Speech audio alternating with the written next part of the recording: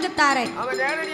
அப்படி என்ற ஆண்டவன் சிவபெருமான் சொன்ன போது அப்பந்தான் வல்லரக்கம் பார்த்தா என்ன செய்கிறான்? ஆண்டவா ஐயா, நான் வந்த நேரத்துல இருந்து வரந்தாரேன் என்று உங்க வாயினாலே சொல்லிக் கொண்டே இருக்கிறேன். ஆமா, உங்க வாயினால் சொன்னா ஒரு நாள் உங்களை நான் நம்ப மாட்டேன். ஐயா. சத்தியம் செய்து எனக்கு ஆணையிட்டு கொடுத்தாதான் அரக்கன் நான் வரத்தின் உண்மையை உங்ககிட்ட சொல்லுவேன். ஆமா, ஏண்டா என் மேல உனக்கு நம்பிக்கை இல்லையா? நம்பிக்கை கிடையாதப்பா. உங்க மேல எனக்கு நம்பிக்கை தான் ஆண்டவா. சரி, ஆனாலும் உமக்கு சத்தியம் எல்லாம் சக்கரை பொங்கல், அதான கேட்டேன். பொய்யெல்லாம் உமக்கு வெறும் புளியோதரை. யாருக்கு? பகவானுக்கு. பகவானுக்கு மட்டுமா? பகவான் அம்சத்துல இருக்கும் பூலோகத்தை ஆம்பளைங்க அத்தனை பேருக்கு அதானே. சின்ன சின்ன பொய்யா சொல்லிக்கிட்டு அலையுறாங்க. சின்ன சின்ன பொய்யாவா?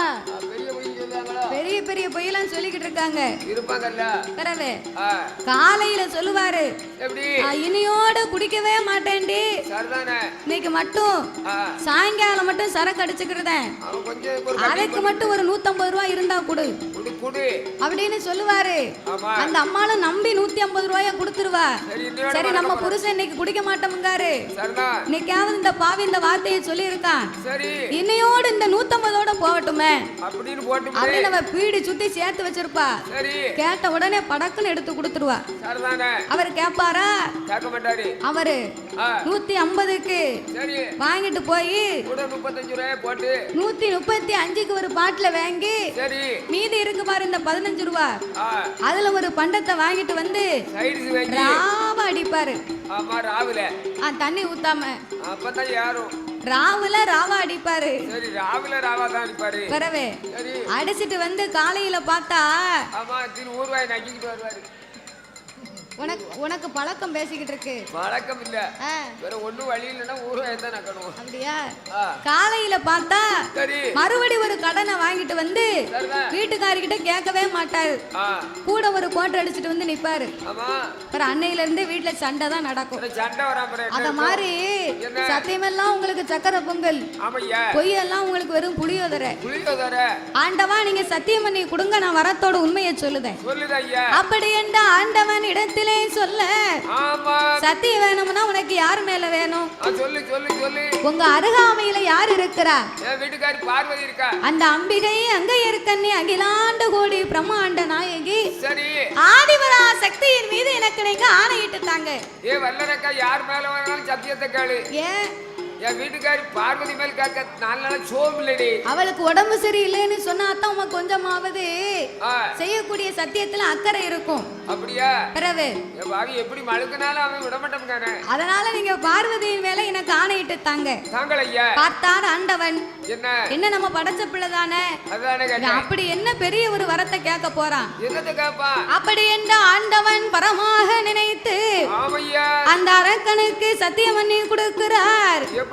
என் மகனே வல்லரக்கா, என் மகனே வல்லரக்கா, என்னால உன்னாலே உமையவள் தன்னாலே பார்வதி மேல் சத்தியம், பகவான் வர உனக்கு தான், கணபதி மேல் சத்தியம், கண்டிப்பா வரம் உண்டார், வேலவன் மேல் சத்தியம், விரும்பும் வர உனக்கு தான், பச்சை தண்ணி கையில் வாங்கி பகவான் உண்மை சொல்லுவார். காரமசு பால் கறந்து, காரமசு பால் கறந்து ஆதி கடவுள் உண்மை சொல்லுவார்.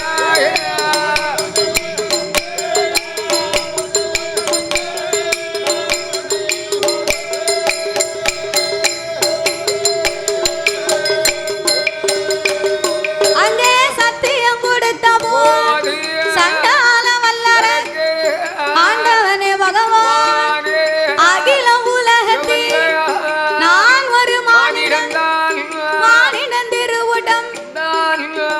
ஏ தாத்தா, மானிடன் மானிடர்ல மானிடர் உனக்கு விடியா காலம். எனக்கு எப்ப பார்த்தாலும் இந்த மானிடர் தான் ஞாபகம். அவருக்கு சரக்கு மானிடர்னா ரொம்ப பிடிக்கும். நான் மானிடன்ங்க, அவர் மானிடர்ங்காரு. அவரை வந்து அவர் இவர் சொன்னா மதிப்பா இருக்குமானு அந்த இருவே சேர்த்தேன். நீ மானிடன் அப்படின்னா எல்லாரும் மனிதர்கள் அப்படின்னு நினைப்பாங்க.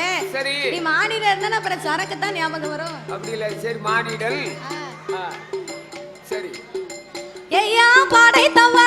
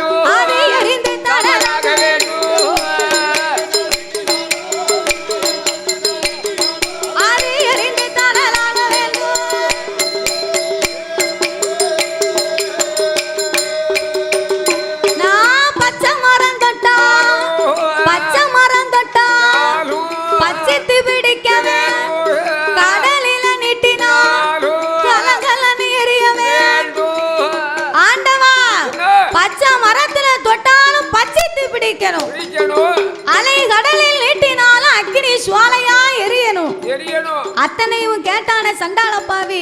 சரி. என் தலையில கைய வச்சா நான் எரியாம இருக்கணும்னு கேட்க மதி மறந்து போனான். அவன் தலையில கைய வச்சாம அவன் செத்துத்தானே போவான். அப்ப இத கேட்க மதி இழந்த வல்லரக்க இத்தனையும் கேட்டா இறைவன் சிவபெருமான் சொன்னார். எப்படி? ஏ பாவி அரக்க, மண்ணு கேப்பான் வன கேப்பான்னு நான் நினைச்சேனே. பாவி இவன் 5 விரலுக்கும் அக்கினி வரத்தை கேட்க இப்பேற்பட்ட வரத்தை உனக்கு நான் கொடுத்தேனையானா நாளை ஒரு காலத்துல என்ன நினைச்சு நீ தலையில கைய வச்சா செத்து போவ அரக்க. நீ செத்து போனேன்னு சொன்ன அந்த அவப்பேர் இந்த ஆண்டவனுக்கு தானடா. அதனால நான் ஆண்டவன் சொல்லுவதை கேளு. எத்தனையோ வரம் இருக்கடா, எரிக்கு வரம் உனக்கு வேண்டாம். எத்தனையோ வரம் இருக்கு, எத்தனையோ வரம் இருக்கு. என் மகனே வல்லரக்கா, எரிக்கு வரம் உனக்கு வேண்டாம். எப்பா 1000 வரம் இருக்கு, அழிக்க வரம் உனக்கு வேண்டாம். எப்பா கோடி வரம் இருக்கு, ஏன் வரம் இருக்கு. கொடிய வரம் உனக்கு வேண்டாம். எப்பா கொடிய வரம் உனக்கு வேண்டாம்.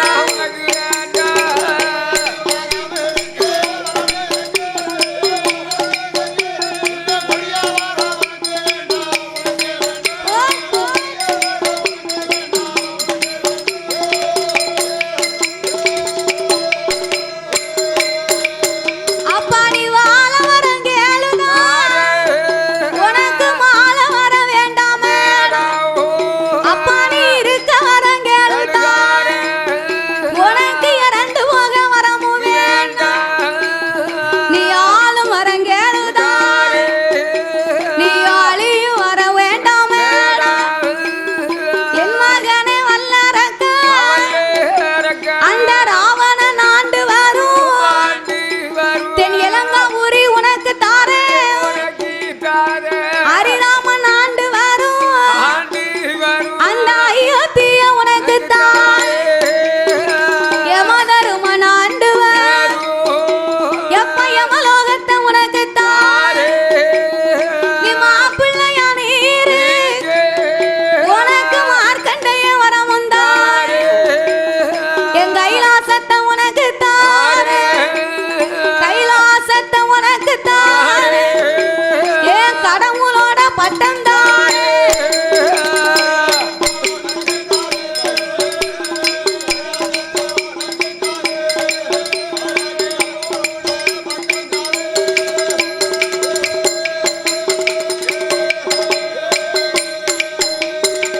ஆண்டவன் இத்தனை வரத்தை சொன்னாரு. இந்த அரக்க இத்தனை வரத்திலேயே அவன் ஏதாவது ஒரு வரத்தை வாங்கியிருக்கலாம்ல. அவன் வாழ பிறந்தவனா இருந்தா வாழக்கூடிய வரத்தை கேட்பான். அவன் சாக பிறந்தவன், அப்ப சாகக்கூடிய வரத்தை தானே கேட்பான். அப்பந்தான் ஆண்டவன் பார்த்தார். இந்த அரக்கனுக்கு நம்ம எத்தனையோ புத்திமதியை சொன்னோம், இவனுக்கு புத்தி வரல. அதனால இந்த அரக்கனுக்கு வரத்தை கொடுப்போம். கொடுக்கறதே கொடுக்கிறோம், இவனுக்கு சாபத்தை கொடுத்து தான் நம்ம வரத்தை கொடுக்கணும். ஏண்டா ஆண்டவன் அரக்கனுக்கு வரம் கொடுக்க வேணும் என்று என் மகனே வல்லரக்கா, கேட்ட வரங்களை உனக்கு நான் தருகிறேன் மகனே என்று எப்படி வரம் கொடுத்தார். தண்டேன் தண்டேனடா வல்லரக்கா, வல்லரக்கா தாரணியை ஆளுமாறும் இந்த தாரணியை ஆளுமாறும் உனக்கு தந்தே.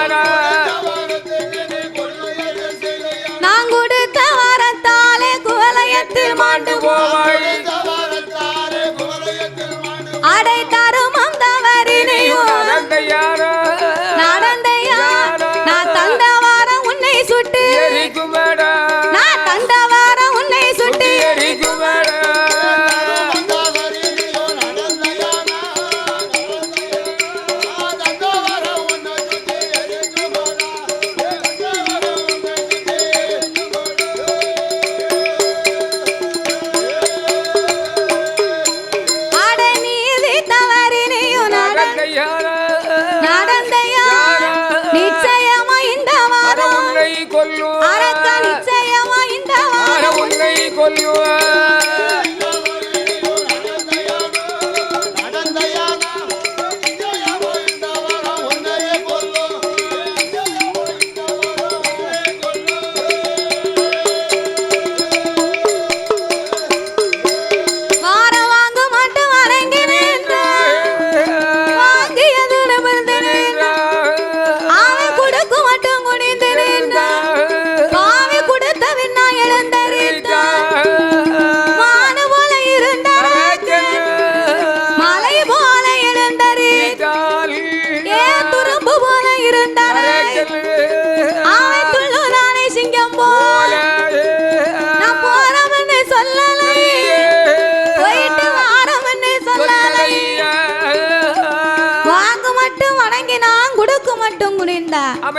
போறேன் என்றும் சொல்லவில்லை, போயிட்டு வாரம் என்றும் சொல்லாம பெரியாம வாயு வேகம் மன வேகமா புறப்பட்டு வாரான். அவன் வரும்போது அவனுக்கு ஆகாத நேரம் அமடு வரும் காலம், பொல்லாத நேரம் அரக்கனுக்கு சொல்லாமல் பின்னால் வருகிறது. அந்த வேளையிலே ஆதி கைலாச வாசலில் மூ உலக சஞ்சாரி நாரத மகாமுனிவர் வந்து அரக்க 5 விரலுக்கும் அக்கினி விரத்தை வாங்கிட்டு போறான். இவன் போற போக்கில உலகத்தை அழித்தாலும் அழித்து விடக்கூடாது. இவன் போய் உலகத்தை அழிப்பதற்கு முன்னால முதலாவது இவனை நம்ம காலி பண்ணணும் அப்படின்னு நந்தி தேவன் நாரதர் ஓடி வந்து, அரக்கா நீ ஆண்டவனை பார்க்க போகும்போது சிரிச்ச முகமும் பூவும் கையுமா போன, வரும்போது ஒண்ணும் இல்லாம வந்திருக்கே, என்னடா காரணம்? ஏ நாரதா, நான் ஆண்டவனை கண்ட 5 விரலுக்கும் அக்கினி விரத்தை வாங்கிட்டு வரேன். நீ வழிய விடலன்னு வை, உன்னை இங்கே இப்பவே நீட்டி எரிச்சிருவேன். அரக்கா, ஆண்டவன் கிட்ட அக்கினி வர வாங்கிட்டு வரியா? அவர் உனக்கு எப்படிடா கொடுத்தாரு? 3 நேரம் சத்தியம் பண்ணி தந்தார். தந்தமனாரா? ஆமா, சத்தியம் பண்ணி தந்தேன் தந்தேன் என்று சொன்னார். சரி, அதனால வாங்கிட்டு வரேன். போடா புத்தி கெட்ட பயல. என்ன புத்தி இல்லங்க? ஆண்டவன் தந்தேமனாரா இவன் வந்துகிட்டு இருக்கானா?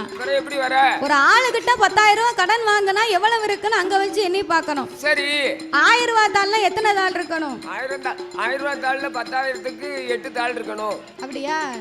பரவாயில்ல. 100 ரூபாய் தாள்ல 100 தாள் இருக்கணும். 500 ரூபாய் தாள்னா 20 தாள் இருக்கணும். 1000 ரூபாய் தாள்னா 10 தாள் இருக்கணும்னு அங்கன வச்சு எண்ணி பார்க்கணும். வீட்டுல போய் 100 குறையுது 200 குறையுதுன்னு பொன் போட்டா தருவாங்களா? தர மாட்டாங்க. நீ ஆண்டவங்க கிட்ட வரத்தை வாங்கிட்டு போற. ஆமா, வீட்டுக்கு போய் வரம் வலிக்கலைன்னா திரும்பி கைலாசத்துக்கு வர முடியுமாடா? முடியாது. அதனால ஆண்டவங்க கிட்ட வாங்கின வரத்தை நீ பரிசோதனை பண்ணி பார்த்துட்டு போ. சரி அப்படின்னு உடனே என்னய்யா? அப்பங்கவா முதலாவது உன்னையத்தான் எரிச்சு பார்க்கணும் அப்படின்னு சொன்னா, யாரக்கா விவரம் சொன்ன எனக்கே வேட்டு வைக்கணும்னு நினைக்க பாத்தியா? எனக்கே வெடி வைக்க நினைக்கிய. உனக்கு வரம் கொடுத்தது யாரு? யாரு? பகவான். அவரையே நீ பரிசோதனை பண்ணி பாரு. ஆமா, நாரதர் சொல்ல நல்ல யோசனை. கடவுளே போய் எரிப்போம் அப்படின்னு சொன்ன உடனே சரி, அரக்கனாகப்பட்டவன் அவன் அப்படியே ஆட்டும் என்று ஆமையா பகவானை எரித்தோமான